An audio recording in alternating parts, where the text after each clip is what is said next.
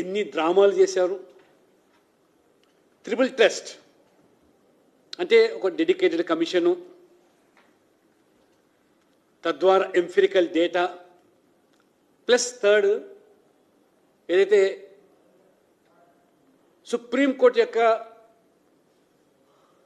ఈ యొక్క జడ్జిమెంట్ 50% సీమ ఏదైతే ఉందో అది దాటకూడదని, ఈ మూడు విధిగా ఏ ప్రభుత్వమైనా ఇది అమలు చేయాలి. అప్పుడే ఆ రాష్ట్రంలో ఆ జనాభాకు అనుగుణంగా కులాల వర్గ లెక్కలు ఏమైనప్పటికీ కూడా అవన్నీ కూడా 50% లోపలే సర్దాలని చెప్పి ఆయా రాష్ట్రాలకు రాజ్యాంగం కల్పించిన హక్కులైతే భ్రమలు కల్పించి మేము సాధించి తీరుతామని చెప్పి ఈ రకంగా అవగాహన రాహిత్యంతోనా లేదా కేవలం బీసీల మోసం చేయడం కోసమా బీసీ మేధావులు బీసీ సంఘాలు కూడా నేను ఆలోచన చేయాల్సి కోరుతున్నాను. రెండవది, ఆగస్టు 31లో అసెంబ్లీ ఆమోదించిన బిల్లు గవర్నర్కి పంపారు. ఇటీవల సుప్రీంకోర్టు ఉన్నత న్యాయస్థానం 3 మాసాల లోపల ఆ బిల్లుల పైన గవర్నర్ గారు నిర్ణయాలు తీసుకోవాలని చెప్పడం జరిగింది. ఆ గడువు ముగియక ముందే నోటిఫికేషన్, ఎన్నికల నోటిఫికేషన్ జారీ చేయాల్సిన అవసరం ఏమొచ్చింది? ఇది చట్ట విరుద్ధం అని తెలిసి కూడా ఈ విధమైనటువంటి గందరగోళాన్ని సృష్టించి ఎక్కడ కూడా ఈ ప్రభుత్వానికి స్థానిక సంస్థల ఎన్నికలు నిర్వహించాలని కానీ 42% రిజర్వేషన్ ఇవ్వాలనేది ఎక్కడ వారి చిత్తశుద్ధి లేదనేది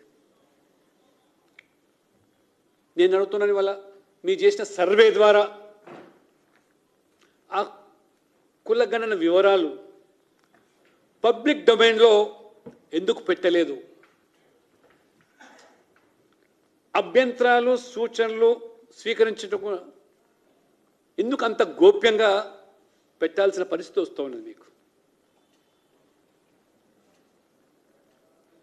మోరోవర్, మీరు చేసినటువంటి సర్వే ద్వారా ఎక్కడైనా ఆ కులగణనలో బీసీలకు సరైనటువంటి రాజకీయ ప్రాతినిధ్యం ఈ రాష్ట్రంలో కల్పించలేదని ఎందుకు నిరూపించలేకపోయారు? ఎందుకు అంత గోప్యంగా మీరు పెట్టారు? ఎక్కడైనా ఈ డేటా మీరు పబ్లిష్ చేశారా? పబ్లిక్ డొమైన్లో పెట్టారా?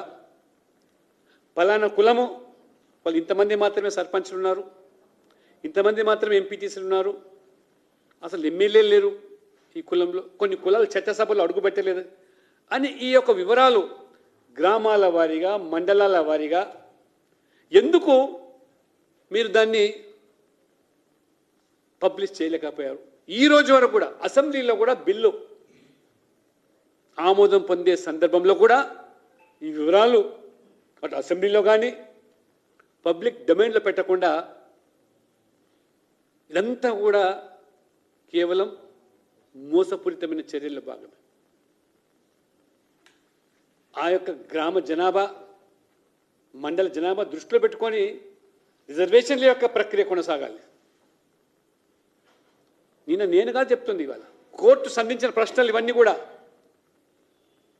Why the election commission has taken state as a unit, మొత్తం రాష్ట్రాన్ని ఒక యూనిట్గా ఎందుకు పరిగణించాల్సి వచ్చింది అని చెప్పితే విచిత్రం. అంటే అనుభవజ్ఞులైనటువంటి అభిషేక్ సింఘి, మరి ఇక్కడ అడ్వకేట్ జనరల్ సమాధానం చెప్పలేకపోవడం, సమాచారం లేదని చెప్పడము, ప్రభుత్వం దగ్గర